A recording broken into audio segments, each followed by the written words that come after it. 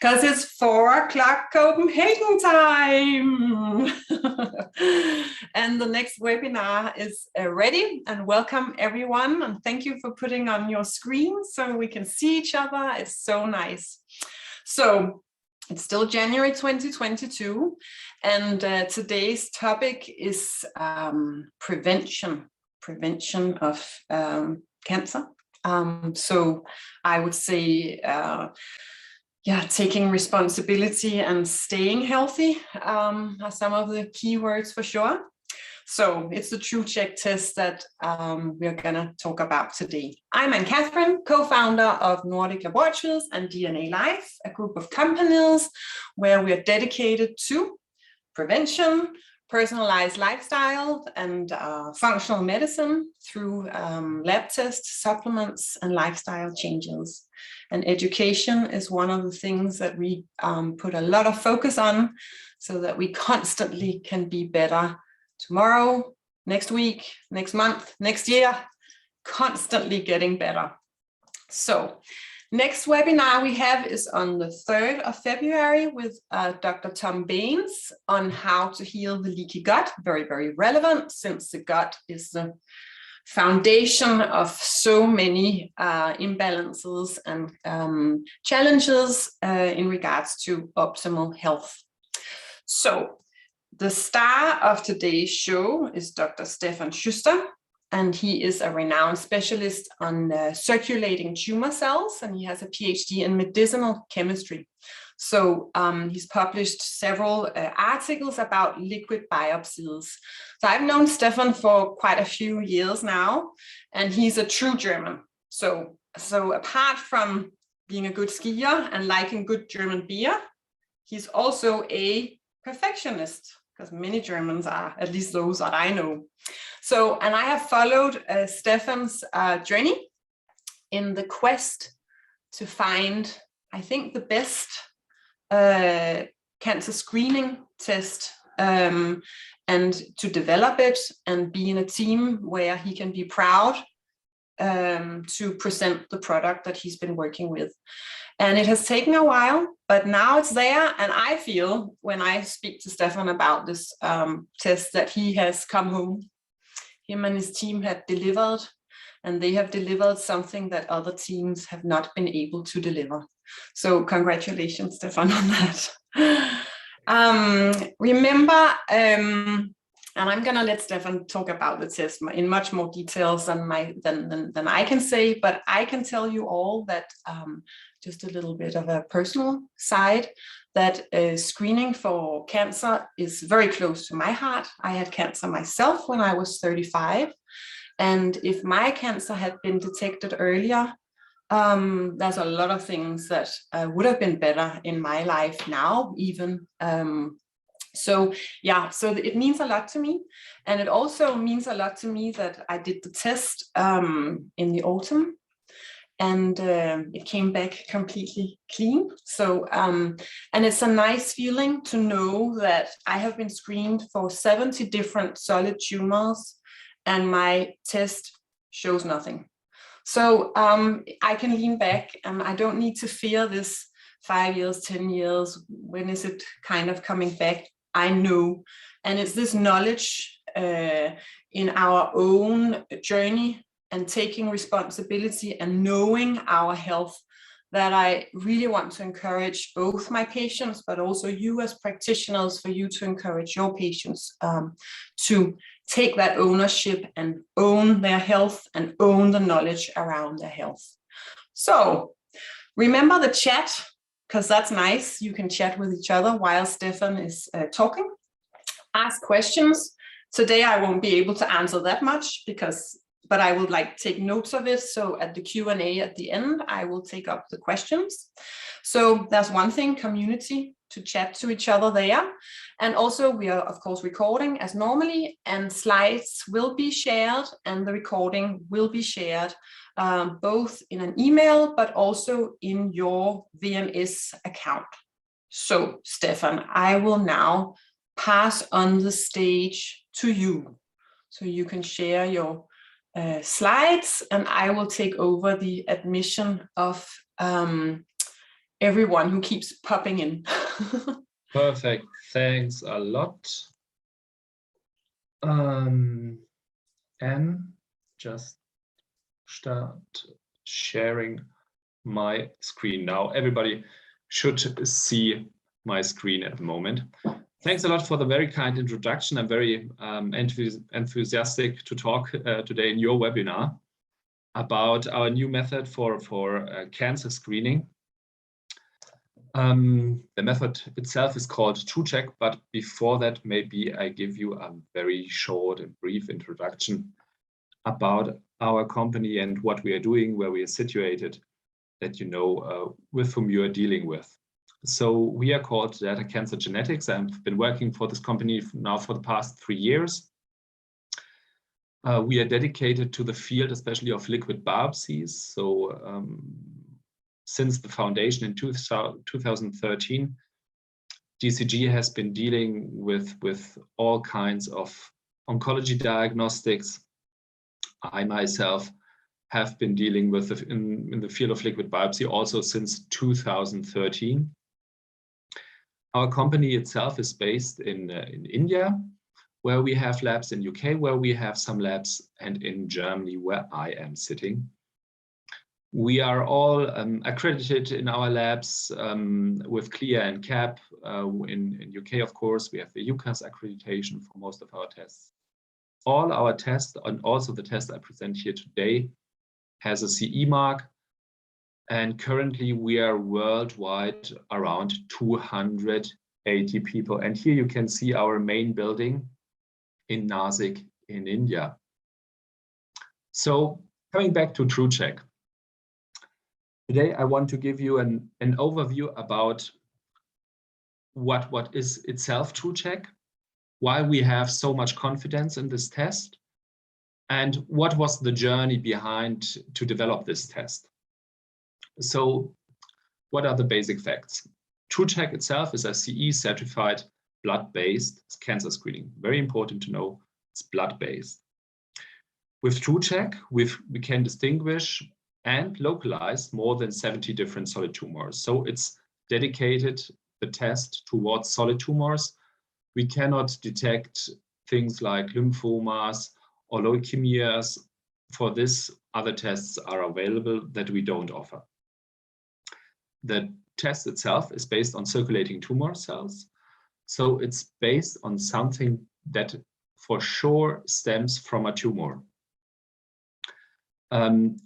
Very important also, it is a screening test, and therefore it has to be used in asymptomatic and healthy individuals. And until now, we had in clinical trials and for validation methods, more than 57,000 individuals, patients in clinical trials. We published more than 40,000 meanwhile, so our data is pretty good, what we have already. Because Anne asked me to do that, a very brief overview, what is the difference between a screening test and a diagnostic test. So the screening test is Trucheck. Of course, we have on the other side also a diagnostic test, but the purpose is a little bit different. So a screening test has to detect potential disease indicators. So it has to be, for us, it's very important, and this is in this case, that the patient is asymptomatic or the individual is asymptomatic. And in a diagnostic test, like what we are doing in TrueBlood, you already have symptoms. You have, for example, prostate hyperplasia, you have seen something in the breast, and then you want to establish for sure, is it a cancer or not? And that gives you a diagnosis. And of course, there are differences in the target population. The test method usually is in a screening test, it's less expensive compared to a diagnostic test, which is more expensive as a standard. Sometimes it can be different, of course, but those are very important things, how you distinguish between screening and diagnostic tests. Maybe also something, what is important, usually you have in a screening test, you're looking for a high sensitivity so that you are able to detect what's really what's going on. And on the other side, with a diagnostic test, it's very important that you have a very high specificity so that you see what you see is really there. So far for the understanding of between screening and diagnostic tests. Coming back now to the introduction about cancer screening in Germany. We have, as you may be aware or not aware, but I think in most of the countries it's the case that we have some standard of care screening programs where people can participate. But when you look at the participation numbers, for example, in colon, in breast, or especially in prostate, then you see that not 100% of the eligible population are participating, and this has manifold reasons. On one side, it has to be maybe sometimes to do with fear of when it comes, for example, to a colonoscopy. Sometimes it can also have to do with religious reasons. I just recently talked in Berlin with some people from the Muslim community, and they have simply some issues with the normal breast cancer screening. And they would like to have something different because some of them know already that they have a certain family history of cancer.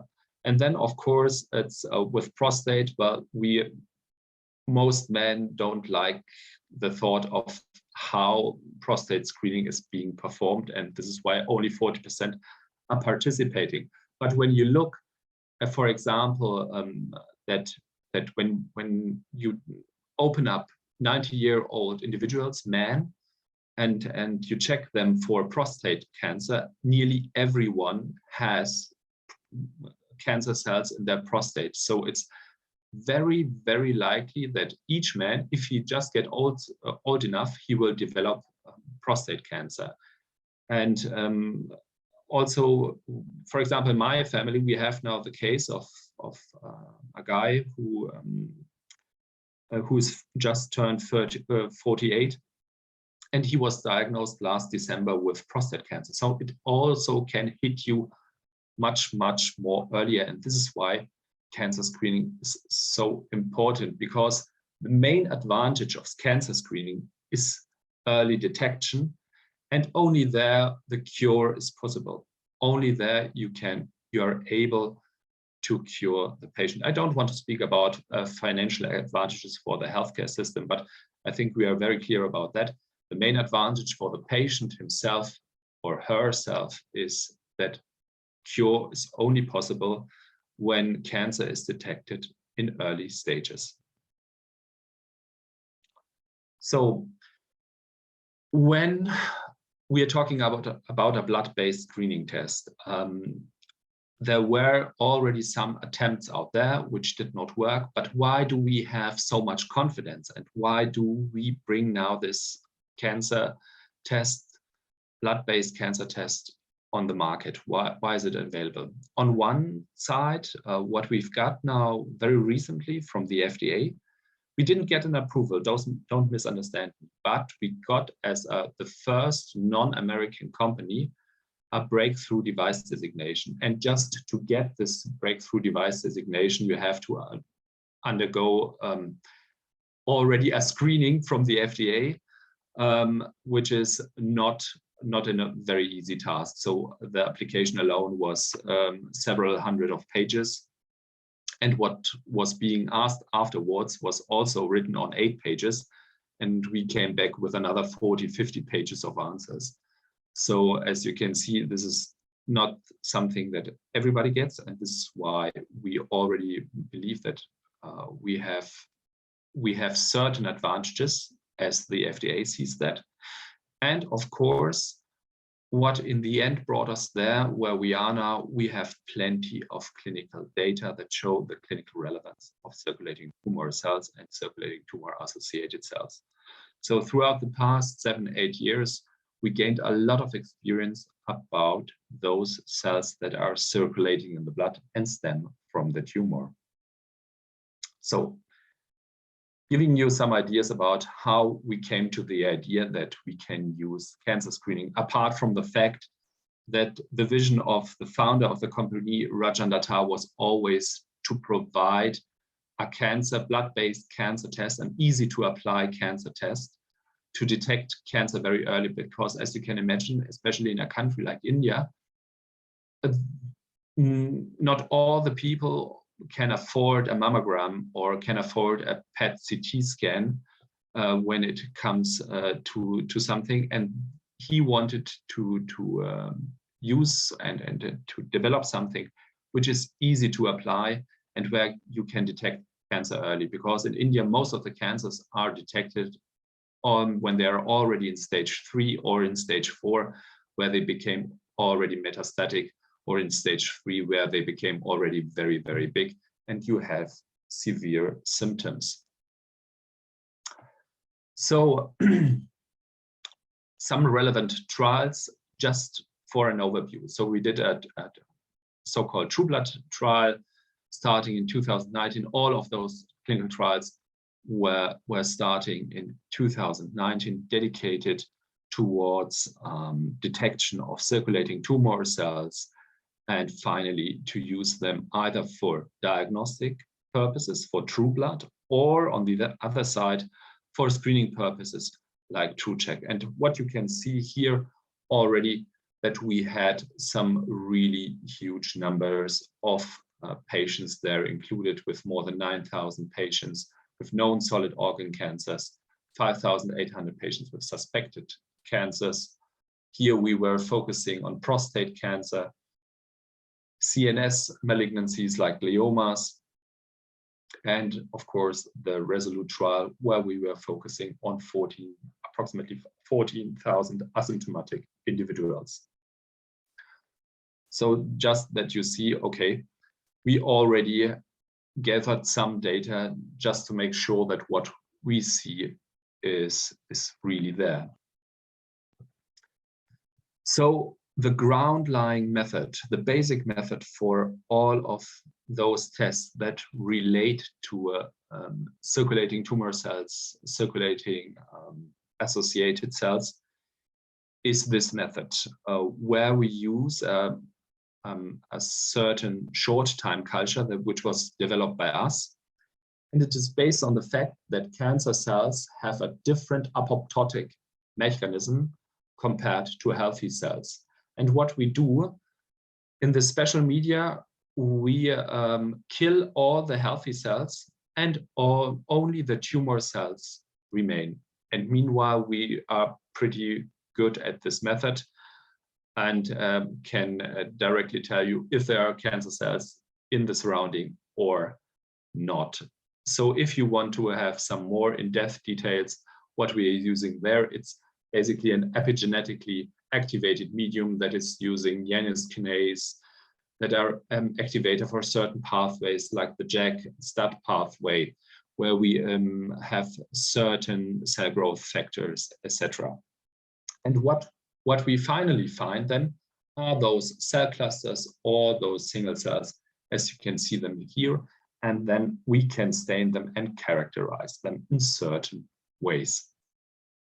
So this is what is definitely the ground, which was the breakthrough, how to detect those cells. Because when you look at all other methods that are trying to detect those circulating tumor cells, they try either to enrich them with magnetic beads, they try to filtrate them, they try whatever. But the issue is that that cancer cells can be very different from patient to patient, but also intra-patient, they can be very different. And when you are trying to use only one factor like the size, then you can be for 100% sure that you won't see all the cells that stem from the tumor. And this is why this method is so innovative, because it's kind of a negative enrichment, as what you might call it, by simply killing all the normal cells. So why do we believe that those cells that we see have clinical relevance?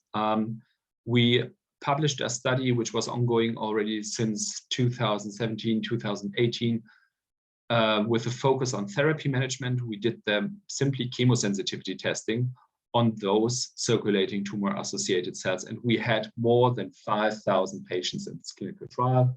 What we have seen there, when we were characterizing the cells, if they react towards those substances, we were able to see a concordance of 93%. So this already showed us that those cells that we are detected are very similar to the cells that stem directly from the tumor that was derived from a surgery, for example. And then, of course, we saw that in pretreated patients, the chemo profile was also an 87% concordant with in vivo treatment failure. So also there was a prognostic value in what we have been doing concerning circulating tumor-associated cells. So this was one side where we were able to show clinical relevance. Then what we did and just published last year in Jan and February, we were also comparing tissue and circulating tumor-associated cells by staining. And we were able to see that therapy-relevant markers like the estrogen receptor, progesterone receptor, have a very big overall concordance when you compare those. Again, with 740 matched pairs or patients.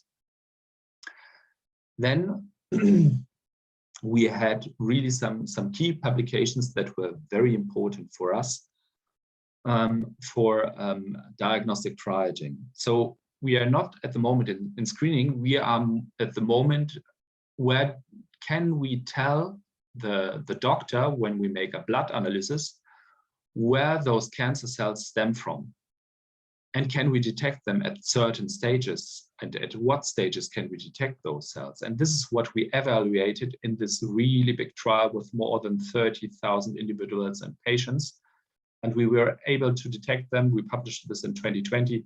We were able to detect them in 91% of the cases. Those circulating tumor-associated cells were able to provide diagnostic relevant information like where do they come from, what subtype are those, is this tumor that we are dealing with in 93% of the cases. And to our knowledge, this was the first comprehensive report on several solid tumors where we were able to give a diagnosis based on a simple blood test. So just here for all the people who are asking themselves, okay, how did they do this? So we had included in this clinical or in this publication some of the clinical trials. One was the prostate study, where we had 140 known cases of prostate cancer. We had also included cases of benign prostate, because it's also, when you see a symptomatic patient, it's important to know, is it a benign disease or not a disease? It's a benign tumor, or is it a malignant tumor? This is what you have to distinguish. And afterwards, when it comes to screening, it also has to be sure that what we are seeing is that we can distinguish between malignancy and a benign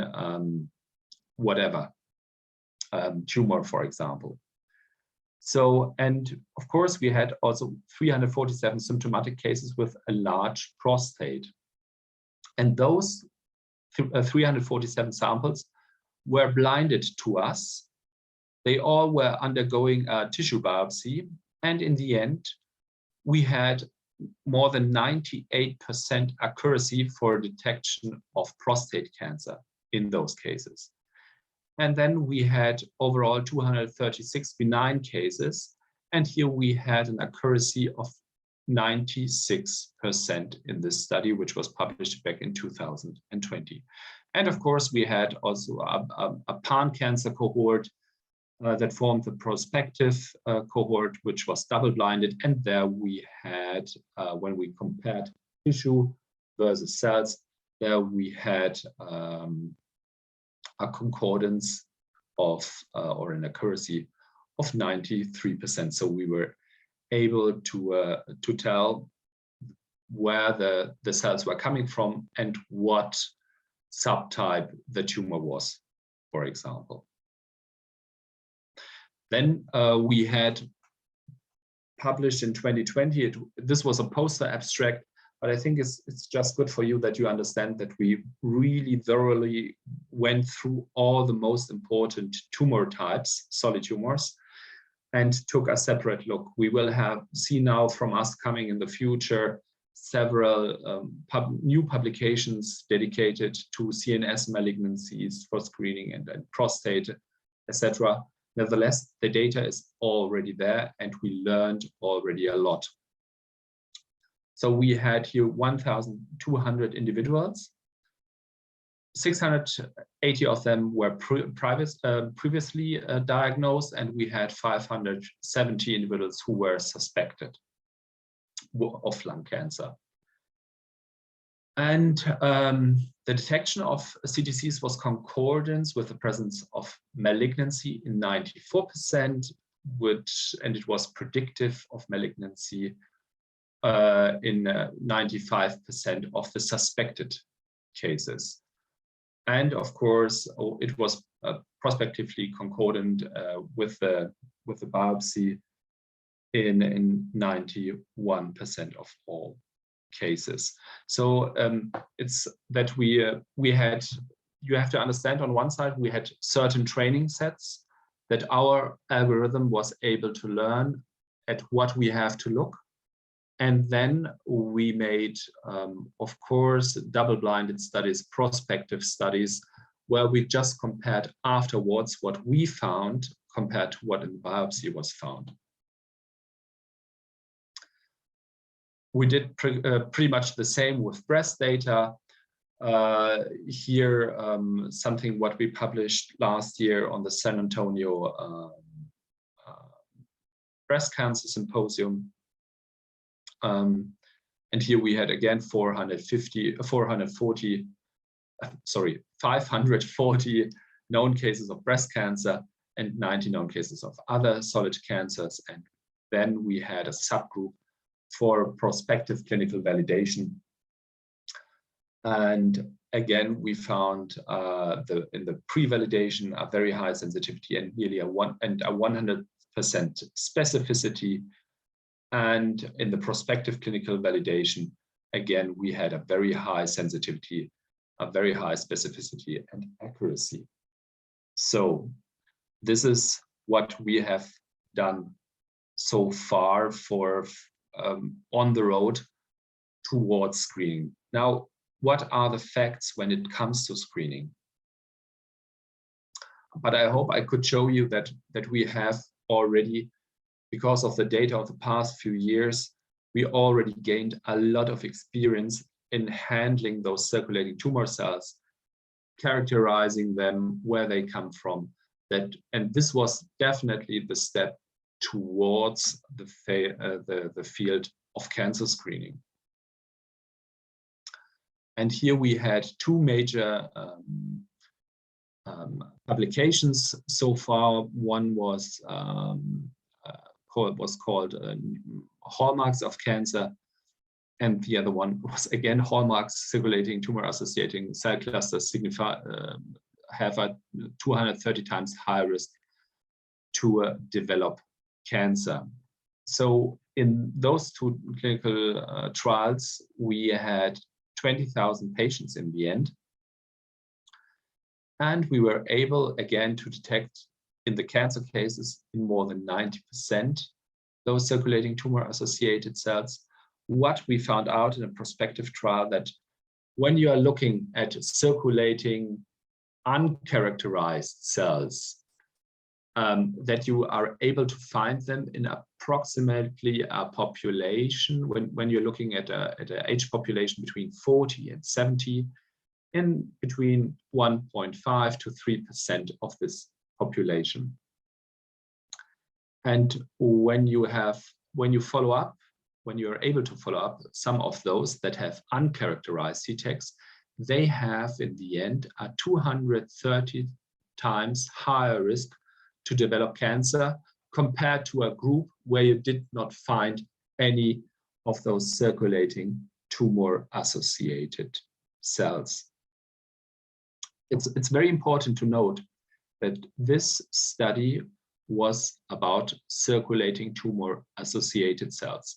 Because the next step, what I will show you afterwards, is, and where it comes to Trucheck itself, there we are looking for circulating tumor cells, where we are very sure that we are looking at circulating tumor cells and not associated cells, because of a very comprehensive characterization that we do on those cells.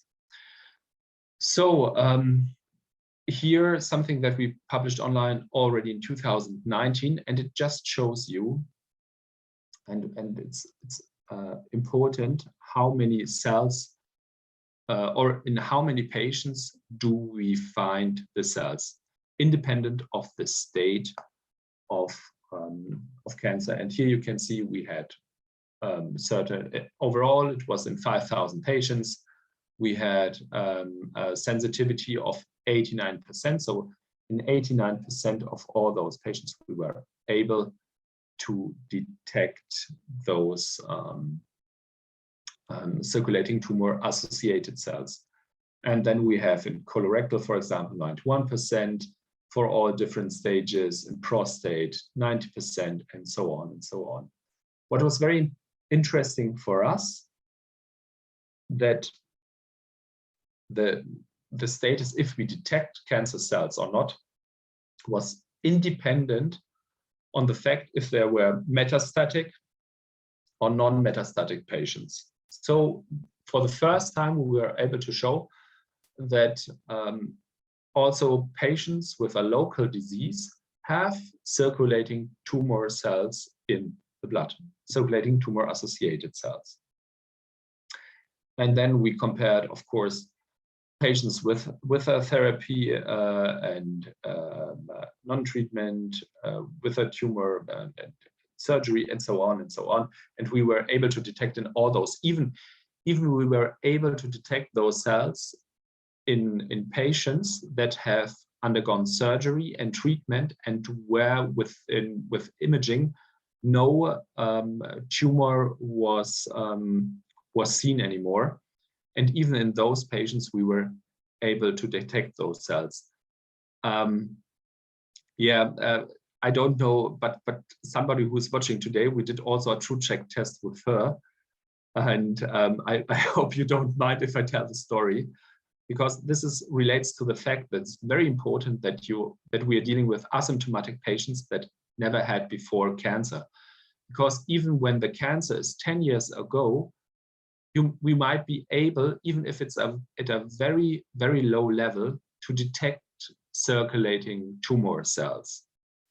And this is very well known from, also not from us, but also from other groups, that those circulating tumor cells can stay in the blood for more than 20 years. Nobody knows in the end if they play a role for an additional outbreak or not, but they can be there. This is why it's important for us when we do screening, that we do screening on asymptomatic patients without any previous history of cancer, because we might find something which was there already 10 years ago. Again, here's some nice pictures of what they look like, and then what we are doing afterwards when we find those cell clusters. Then we stain them, and we have a high content screening program and microscope, and this automatically detects then afterwards. And because of that, then we can distinguish the different subtypes, where they come from, etc., etc. And now here we have some real, true screening data from Trucheck based on circulating tumor cells, not CTACs, where we were able to tell, okay, with what sensitivity are we able to detect in the localized disease and advanced diseases those cells. And what you can see here, I think one of the most important ones is definitely breast. We have a sensitivity in local stages, stage 1 and 2, of 88%, in advanced stages of 88.9%. And then a colorectal, meanwhile, we have here also some bigger numbers, which we are going to publish soon, of 82% or 83% sensitivity. And to my knowledge, we had with 700, overall more than 700 benign cases, the biggest group so far who compared malignant disease with benign diseases. And we were able to discern this, to distinguish with them in 99% of the cases. So this was the specificity concerning benign diseases. Now, as I said before, it's very important for a test like this that you have really a high sensitivity when it comes to screening. But what we are also able to provide is that we can give you, for example, here in prostate, lung, colorectal, breast, also a very high specificity, higher than 99.9%. Why is this the case? Because we stain those cells. And because of the staining, we are very sure where they come from and that they are definitely there. But as always, sometimes it's a little bit tricky. And we had already some of our first patients coming from UK, coming from Germany, from other countries. And one of our first cases was in the end that we detected cells of a squamous cell carcinoma. Now, everybody who knows squamous cell carcinomas knows that they can be basically everywhere, from the esophagus, through the skin, at the mucosa of somewhere else. So they can be basically everywhere in the human body. And what we did then, because the treating doctor was really following up, that they screened the whole body. And finally, they found at the esophagus junction a very small, tiny spot, which was highly active in PSMA PET.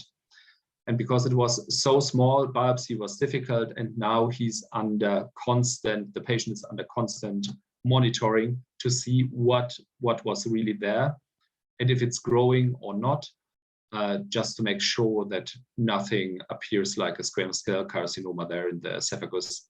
Everybody who's really knows about those esophagus cancers knows that those are really difficult, especially for the patient.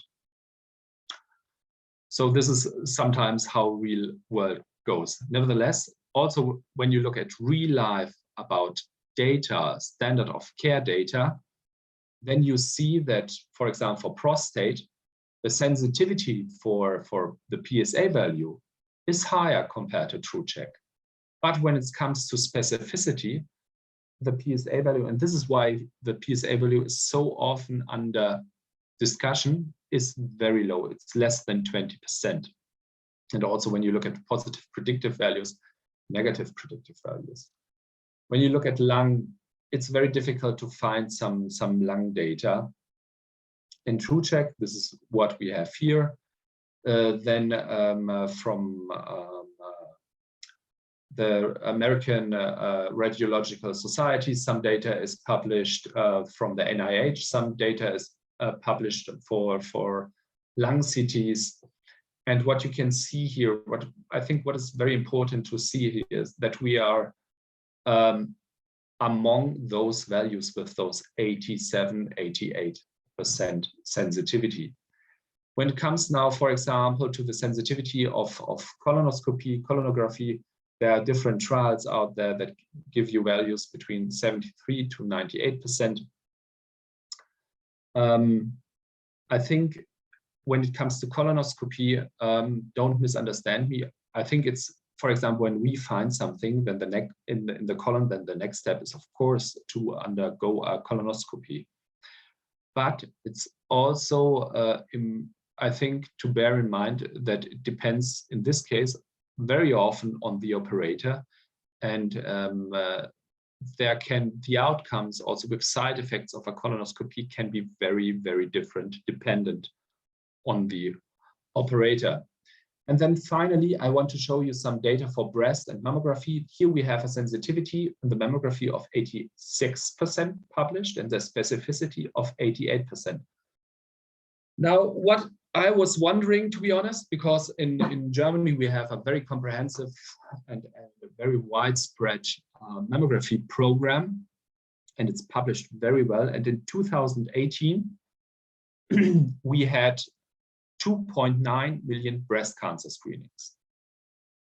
190,000 were suspicious in the mammogram. 32,000 got a tissue biopsy, and 17,000 got a cancer diagnosis. Now, what I don't understand, how they calculate out of this a specificity of 88%, because everybody who is aware about how it's being calculated, I don't know how they do it. And what's also very well known, that approximately 2/3, depends a little bit on the country that you're looking at, in 2/3 of the breast cancer patients, breast cancer is detected outside a mammography. And the question is, I think this is, it's still very, very, very good that we detect in 1/3 those cancers already very early when there was no symptoms. Or this is really good, don't misunderstand me. But the question is, there are still 2 million other eligible women who do not participate in this screening program. And the question is how we can at least bring those women, but also men who have a certain family history, into a screening program. And I think that with an easy to apply blood test, we could definitely help some of those patients, or those, let's say, asymptomatic patients at this stage, that their cancer is earlier detected and that a cure is really possible. So now coming to the practice. What do we offer? What is available already today? On one side, we have our Trucheck IntelliTest, where more than 72 solid tumors are covered. We are very well aware that not everybody wants to use this test because it's maybe too complex and the standard of care afterwards is not maybe familiar. Nevertheless, this test is already there that can be used starting today, that we already have been using approximately since October last year. Then we have a breast cancer test that looks only for breast screening, for prostate screening, and for colorectal. And because we had some certain doctors, professors participating from England in our trials, they also wanted to have a certain Trucheck diabetes test, because it's known that diabetes patients have an increased risk for certain types of cancers. And this is, among others, those are bladder, colorectal, gallbladder, kidney, liver, and pancreatic cancer. And this is available from now on. So what does the process look like at the moment? So we start screening where we have a lot of knowledge in patients who are aged more than 30 years, because there we know what's going on. We have them enough in representation and in sufficient representation in our clinical trials. Then, of course, there has to be a consultation with a clinician, a therapist who knows, okay, I want now that this patient or the patient wants it to undergo a complete screening. And then you get a first sample, and there's a certain processing, the CTC enrichment, and if the report is CTC positive, at the moment, we ask for a second blood sample, but I think from maybe in the coming months, there will be not such a thing necessary anymore. but at the moment we are still doing it to reaffirm what we have seen. If this if the report is negative, we recommend to retest such a human being every year, because this is what is being agreed among the most authorities, the most societies, that having a test each year makes a lot of sense. When those circulating tumor cells are found, we had a second test, and they're still there. Then we would recommend, then our recommendation is to apply the standard of care workup. So when we have a colorectal test and it has gone positive, then, for example, the next step would be a colonoscopy. Or if it's a breast cancer, we detected a certain breast cancer, then to apply mammography. This is how we see it at the moment. And this is, I think this is also something what happens quite often in the general practice, when you have patients as a therapist, that sometimes you face an issue with a patient, that you detect something, and the next steps are, okay, do I think that I can treat this, or it looks like maybe like cancer, and then another specialist has to come and to do the next steps.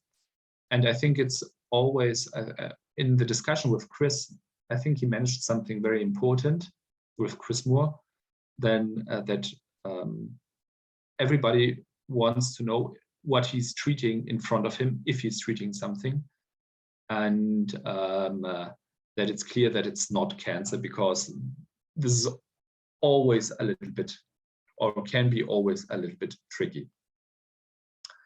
So the blood draw, it's very simple. You get from Anne, if you ask her, the test kits. The only thing what is really important, that the blood sample has to be collected after 6 hours of fasting, so fluids are permitted.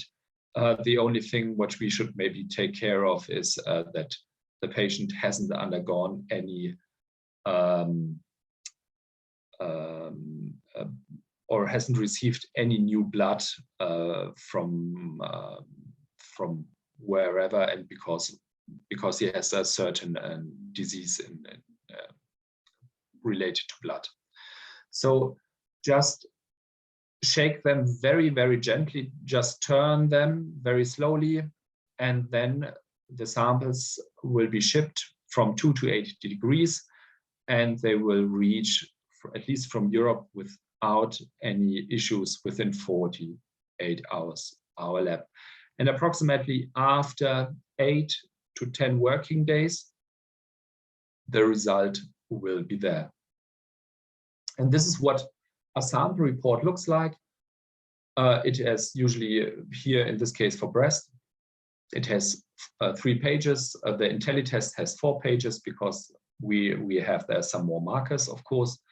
And then the test result will show you if it's negative, positive, or equivocal. I will show you what this means just shortly on the next slides. Test interpretation and advice, methods, qualifications, clinical performance, disclaimers, and of course, then the signatures of our pathologists.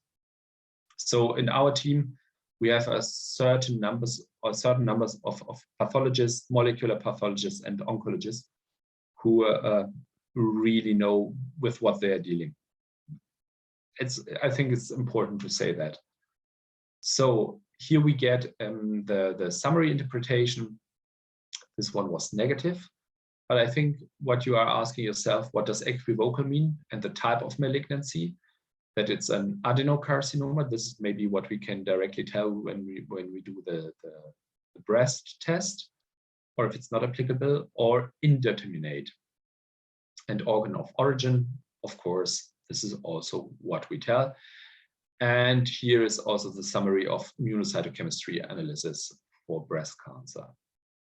Now, what does equivocal means? This is what you see here. Number of CTCs are detected below threshold, which neither confirms nor rules out the malignancy completely. Individuals with equivocal results are advised to repeat in 8 to 12 weeks.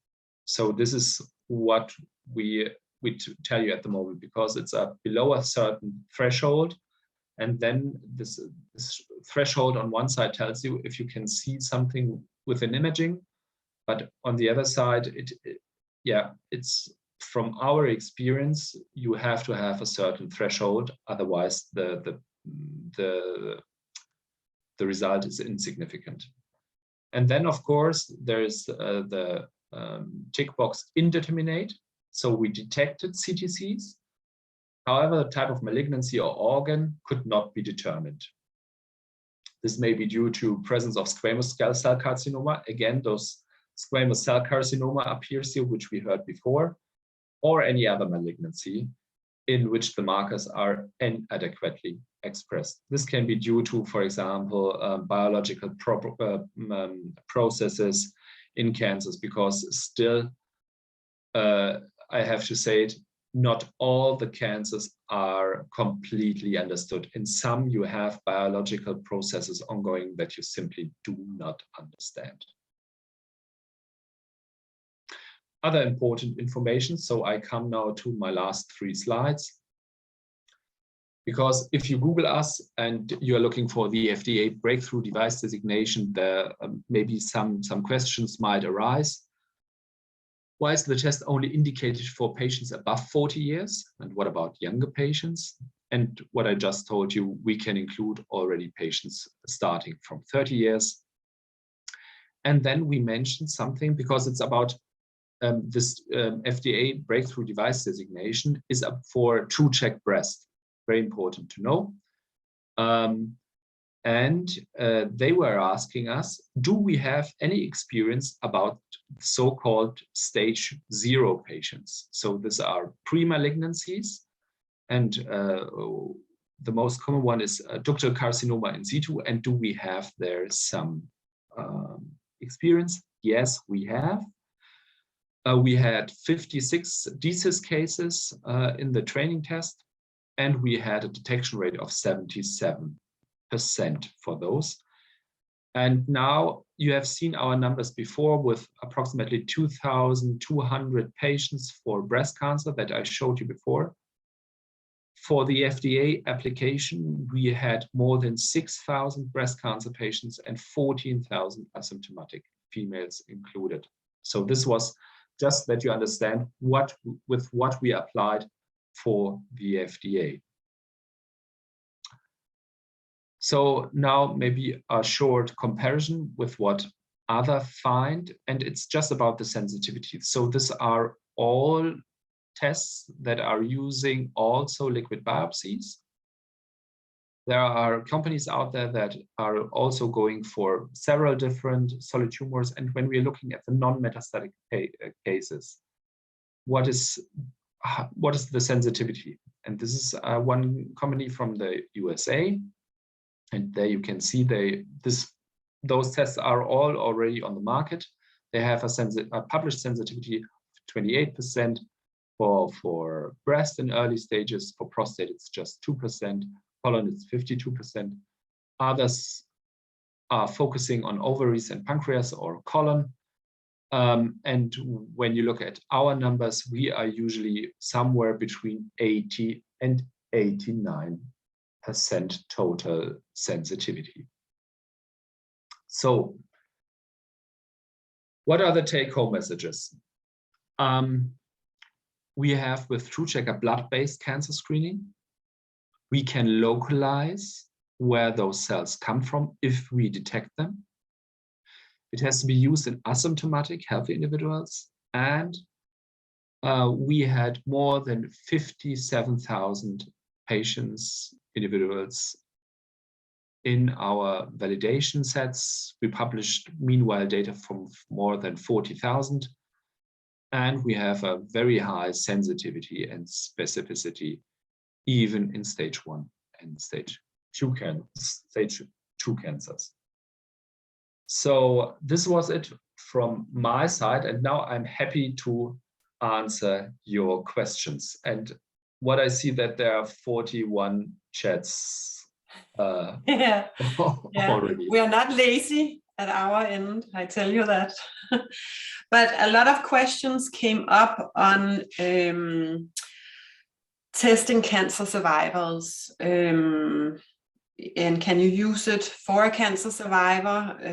How early can you use it for a cancer survivor? Is it not possible at all? Is it possible? So, you know, let's say the patient had colon cancer and you do the test, and then you know the colon cancer might come up positive, but you understand that it doesn't necessarily mean that there is cancer, or we don't know much about that. But would all the rest of the circulating tumor cells related to solid tumors still be relevant? So we are kind of only screening for 69 tumors.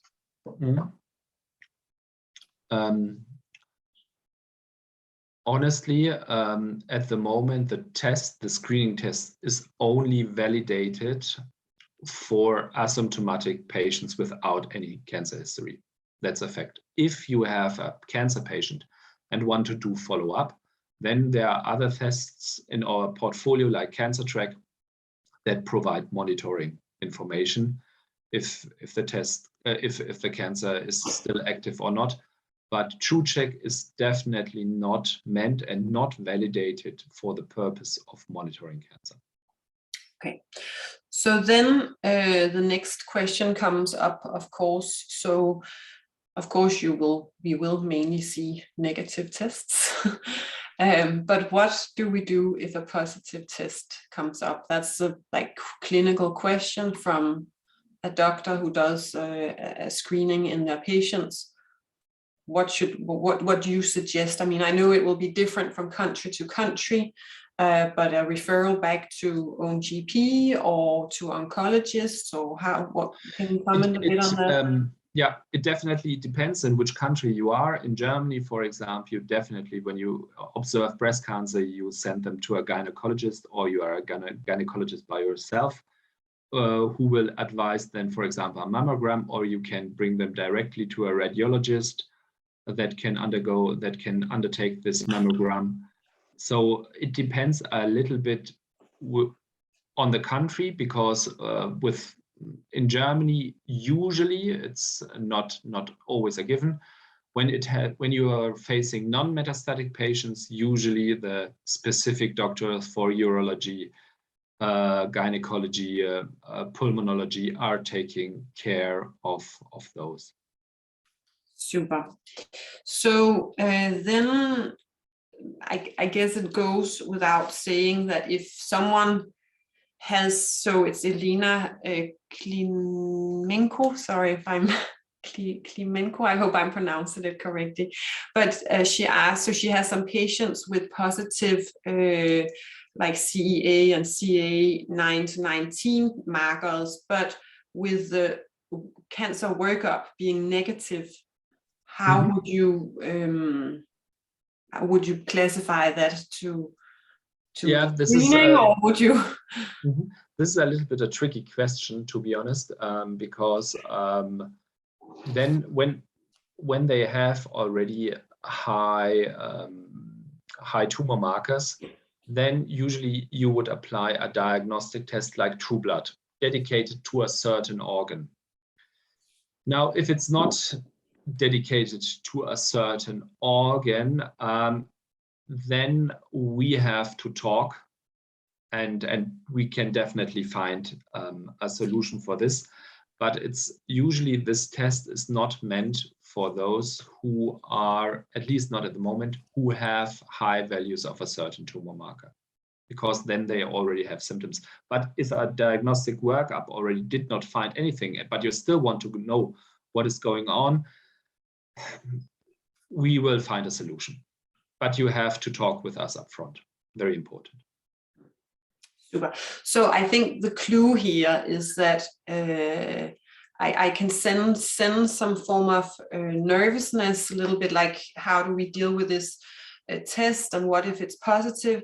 But the clue here is that if we find a positive test, that Stefan is there to and his team is there to support, and like, what could the next step be?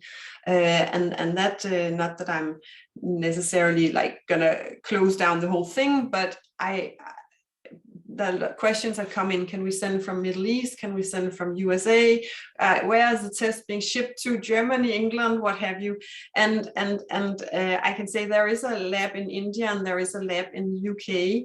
And depending on where the test is being sampled, we will determine case by case, when we ship the kit to the clinic or to the patient, where this should be shipped to, and we will monitor it. And if we are, it's time sensitive and it's temperature sensitive as well. That's kind of in the kit, a special box, and an ice pack will follow. So we will keep the temperature as stable as possible. And we have at Nordic, we have this. Oh my goodness, now I've forgotten what it's called, but we have this medical check. So when a sample is shipped from the patient or from a clinic, it's shipped to Copenhagen during this medical surveillance. So we know exactly where the sample is, and the sample is being prioritized, meaning that when we ship it from the US, we can watch out. But before shipping, because it is time sensitive, we will, to those who don't live in Europe, where we know it's like 24 hours, maximum 48 hours, but those who's a little bit further away, we will probably reach out to you and just clear it and make sure that this is dealt with in a great way. So please work with us on this new test. We want to be able to perform and support the best we can, but we need to communicate together in order to do that. It's not it's a new test. We need to learn. So it's not like a what can I say, a blood spot thyroid test or a blood spot DNA test where we have done it for years and so on. So let's work together so that we can be good at this and do a sterling job for these patients that you have, and yourself if you're wanting to send a test as well. Then another thing was, oh yeah, that goes into the statistics. The questions was like the percentage of the test that says undeterminate and not applicable. At the moment, we don't have those at the moment, at least from the real world data. It does not happen that often. We expect to have some of those in 0.2 to 0.5% of the cases. So maybe every 800 tests might be equivocal or indeterminate. This is what we expect at the moment. Excellent. See, this is what I say, that Stefan, he knows his stuff. It's this perfectionism that I like. You ask the question and he just knows the numbers and like knows what to. It's so nice. I feel so comfortable working with Stefan on this project, and I appreciate all your comments that you have shared, both together in the group, but I have had a few messages directly to me as well. Thank you for reaching out. It's important.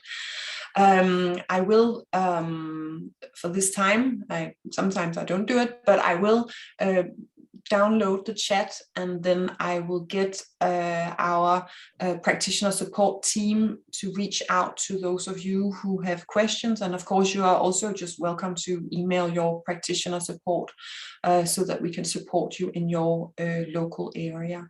So yes, people are waving. It's time to finish this, and I'm sure that we will have some more time at some stage and a later stage with Stefan. Thank you all for attending, and Stefan, thank you very much for a sterling presentation, very scientific, very convincing, and I think a lot of people has been, whoa, this is amazing, and we just need to digest it. And for that reason, we are, of course, sharing the slides and the webinar with you as soon as we can, maybe already tomorrow, otherwise Monday, Tuesday, something like that. To you all, have a lovely day, evening, night, wherever you are in the world. Thank you very much. Thank you, Stefan. See you on the 3rd of February for Healing the Gut. Bye. Bye. So thank you very much. See you. Bye-bye. Bye. And some are even coming in now. Unfortunately, it's over. Okay, Stefan, I will write to you on WhatsApp. I'm going to close the event here. Good. Bye. Yeah, let's talk afterwards. See you. Bye. Bye. Bye.